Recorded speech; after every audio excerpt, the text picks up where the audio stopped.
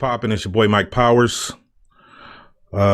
Sad day today across the basketball universe and also across the world. Kobe Bryant is reportedly dead at the age of 41. Reports say that Kobe was in a helicopter, which he was known to frequently use around California in order to avoid traffic, something he'd been doing for years. Helicopter went down. 5 people, including the legendary Kobe Bryant, were pronounced dead at the scene. Usually I would do subscriber shout outs. I know there's quite a few new ones. I will get to that next video. I'm sure you understand. I was preparing to record another show and went to Google looking for pictures, and I was stunned to see the headline that Kobe Bryant was suddenly not with us. I just saw a story last night that talked about LeBron James passing Kobe on the all-time scoring list. I saw a picture of LeBron greeting Kobe and Kobe giving well wishes. This was last night, I believe, in Los Angeles, and I believe by 10:30 this morning, Kobe Bryant was indeed dead. I wanted to make this video real quick out of respect for Kobe Bryant, due to the fact that I have watched Kobe grow up in front of the camera. My first experience with Kobe Bryant in terms of knowing who he was his high school announcement in his gymnasium, I believe at Lower Merion High School in Philly. Skinny kid with sunglasses on, declaring his eligibility for the NBA draft, foregoing college in the process. And my first thought was, who is this cocky kid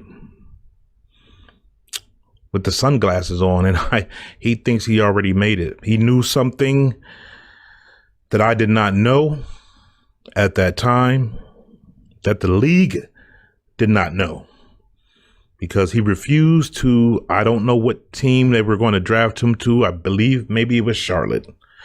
And he said that he wasn't going to do that if you made him go there. It could have been Philly, I'm not sure.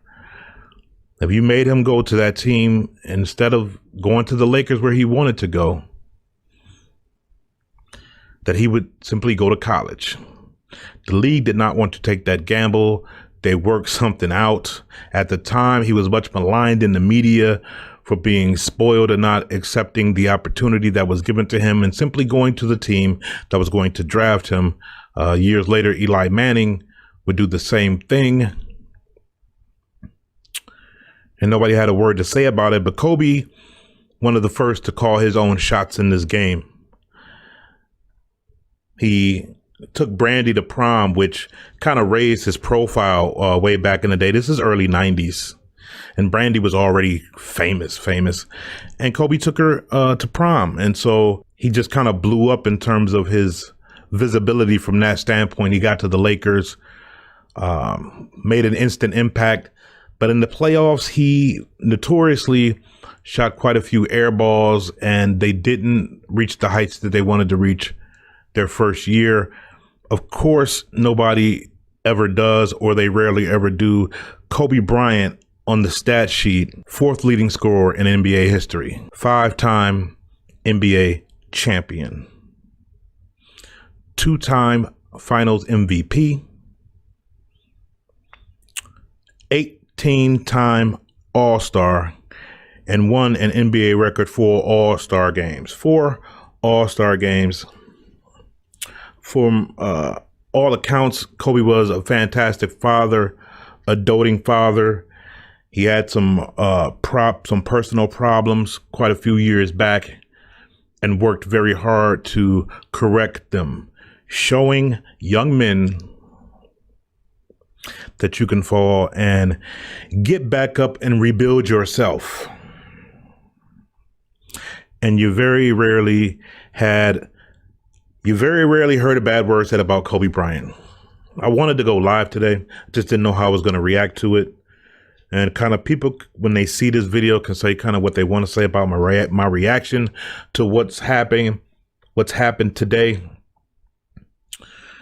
But Kobe Bryant was a legendary and phenomenal force in the NBA.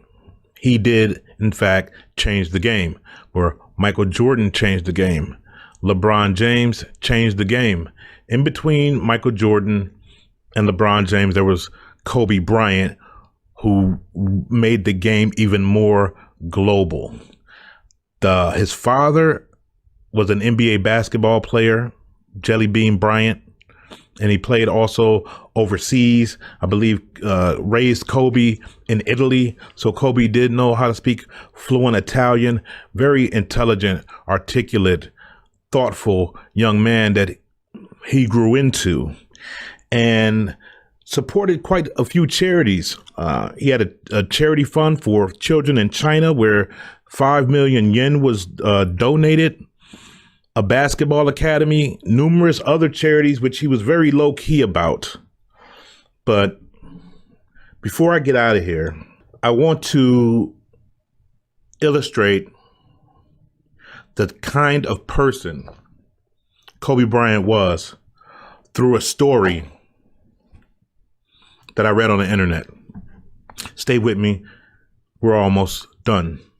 They talk about the lesser known Kobe, and they talk about a couple from Lake Havasu, Arizona, who had 3 children. In 2009, their son Joey, then 21, was diagnosed with high-grade form of bone cancer. In February 2010, his left leg had to be amputated when the cancer spread. A month later, the cancer had entered Joey's lungs. In May, with fluid filling his lungs, Joey was airlifted to Los Angeles area hospital. Through it all, Joey continued to follow his beloved Lakers and Kobe Bryant, his favorite player. It was Joey's refuge from reality. How cool it would be if I actually got to meet Kobe, Joey told his family. They knew that would be the ultimate boost for his sometimes sagging spirits. While keeping a low profile, Bryant had been heavily involved in charity work over the years, but he usually cut back during the playoffs, determined to keep his sharp focus. And when the request to see Joey was made, Bryant's Lakers were beginning the Western Conference Finals against the Phoenix Suns, Joey's hometown team. Still, Bryant agreed to talk to Joey. On May 17th, 2010, 2 days before the planning meeting, Joey's temperature shot up to 106 degrees. "Can I still go?" he asked his oncologist, William Tapp, according to the family. "If I said no, would you listen?" the doctor replied. He didn't need to hear Joey's answer. He already knew what it would be. "All right," Tapp said, the doctor, "but if you go, you have to get Kobe to sign something for me as well." Despite his pain and high fever, Joey managed to smile. When he woke up on the morning of May 19th, his temperature had dropped. His determination to keep his date with his hero had been rewarded. Joey's biggest worry, Linda said, was that if he didn't get better, he would make Kobe sick right in the middle of the playoffs. After the Lakers defeated the Suns that night to go up 2-0 in the series, after Bryant had dressed and met with the media, he walked into a private room at Staples Center where Joey, his mother, and his sister waited. "Hey, Joey, where were your seats?" Bryant asked, going on to describe his own experience watching a game as a teenager. They chatted.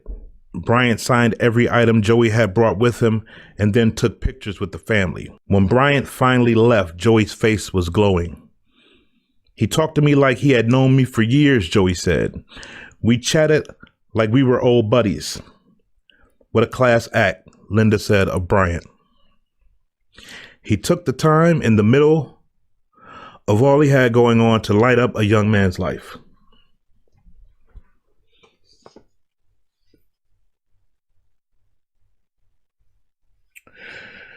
On June 11th, just over 3 weeks after he met Bryant, Joey died. He was buried in a Kobe Bryant jersey 6 days later, the Lakers beat the Boston Celtics in Game 7 of the NBA Finals for Bryant's fifth and, as it turned out, last championship. But for that brief time, Bryant was all Joey talked about. It's the kind of man he was. The kind of man we lost far too soon. A global ambassador for the sport. A shining example of redemption. Overcoming all odds. And so before I leave, I'd like to repeat a couple of things that I wrote that I think pertains to Kobe, and I'll leave it at that. True greatness is born from conquering heights previously unimagined. And if greatness is measured by impact, then Kobe Bryant was the very definition of it. Rest in peace, rest in power, Kobe Bean Bryant.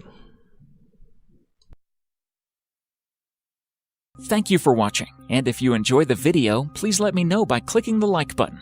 Do share, write a comment, and don't forget to subscribe so that you can catch